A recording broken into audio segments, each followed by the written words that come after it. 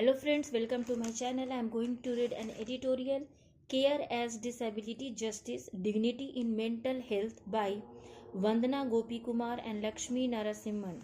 16-year-old recalls eating leftovers as a child in the absence of his birth family and even today is passively engaged with life. A survivor of childhood abuse says that she now views her problem as thusi, dust, but only after being homeless and battling insurmountable trauma.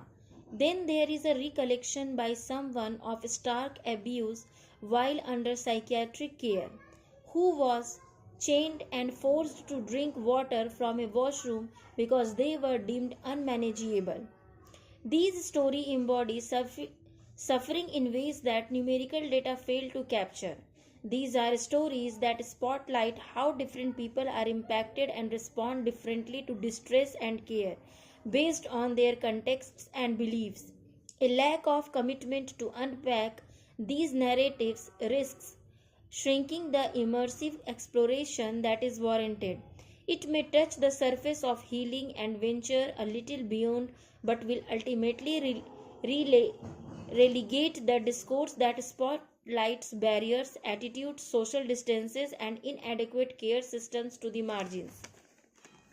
Yet, dominant approaches to psychosocial disability continue to view these experiences through a deficit lens, as they are focused on integration into communities that hold stereotypical understandings of productive living, a reductionist imagination of the normal, and a social order that goes unquestioned. The gaps in mental health care access continue to range from 70% to 90% globally. While third generation medications promise fewer side effects and evidence based therapies proliferate, the fundamental questions remain. The gaps. We argue that mental health care must be radically reimagined as the primary pursuit of dignity and disability justice that centers equity, inclusion, and diversity, highlighting complexities with all their nuances. As the practice of staying with people and persisting alongside them through suffering, whether that suffering is relational, material, or structural in nature. Care in this lens is a process of individual level meaning making, responding to adverse life events, relational disruptions, and existential queries, while fulfilling needs for safety, relationships, everyday wins, and problem solving. It is also a tussle between one's contexts and one's chosen path, complicating the narrative and the care plan. To untangle the knots between mental health and the social context, we must start with asking what kind of world creates such suffering and how can one standardize essential protocols while achieving personalization at scale. Sustained material and relational deprivation, both as a cause and an outcome of mental ill health, often go unaddressed, resulting in a range of losses. An example is found in the National Crime Records Bureau data on suicides, which, while reducing causes to monotonic categories as reported by police, shows that a third of suicides in India are due to family problems and another tenth due to relational ruptures. Feelings of shame, rejection, alienation, and abandonment that underlie distress are rarely spoken about, limiting both the language and expression of psychic pain.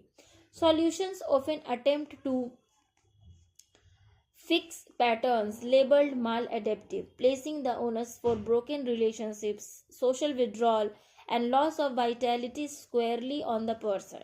Multiple explanations for distress may persist concurrently, ranging from biological, neurotransmitter alterations, inflammatory markers, psychological, learned patterns, cognitive frameworks, social isolation, economic precarity, discrimination, cultural loss of traditional meaning systems, political oppressive structures, dismantled safety nets, and historical intergenerational trauma, colonial legacies. These explanations do not exist in isolation. They are overlapping and intersect with caste, class, gender, and queer identities in ways that shape both the experience of suffering and access to care. Rather than viewing these as competing frameworks, comprehensive care requires attention to diverse explanations and approaches simultaneously. On care practice, people experiencing emotional and social crisis or intense alienation require the space to grapple with these existential uncertainties.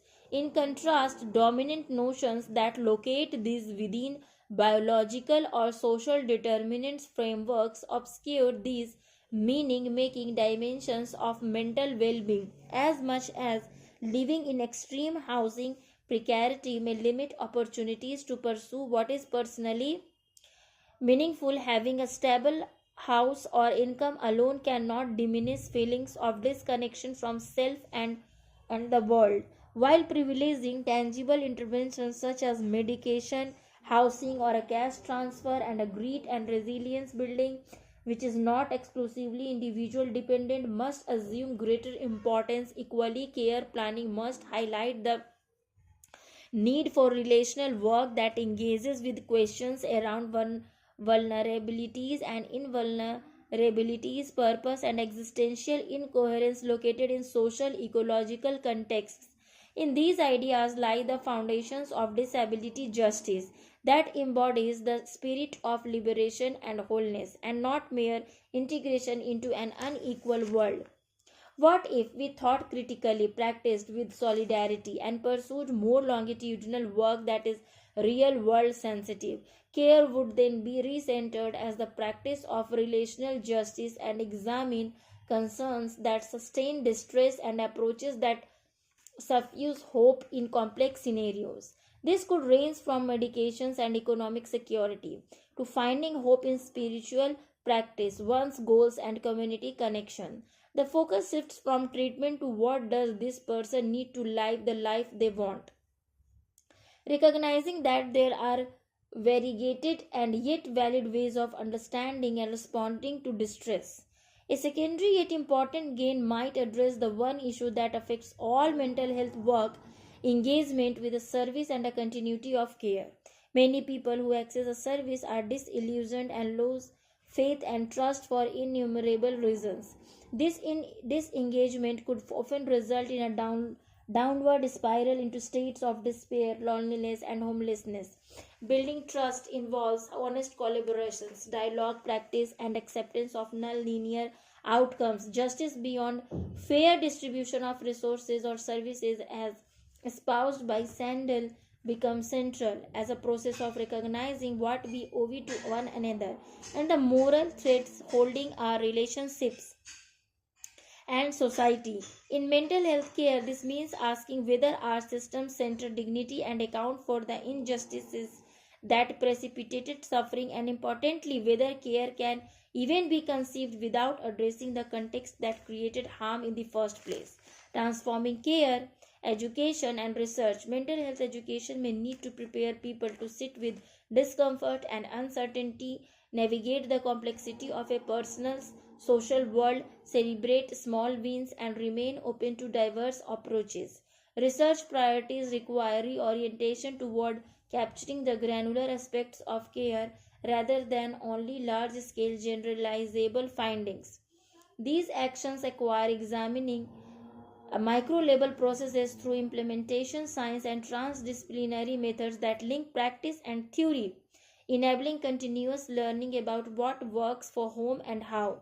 Most critically, those currently designated as non specialists and those who bring lived experience need to be recognized and compensated as a practitioners who bring community wisdom and contextual understanding that formal training cannot replicate, and receiving preparation and resources that enable them to engage with the same systemic support afforded to those with professional credential. Thank you for listening.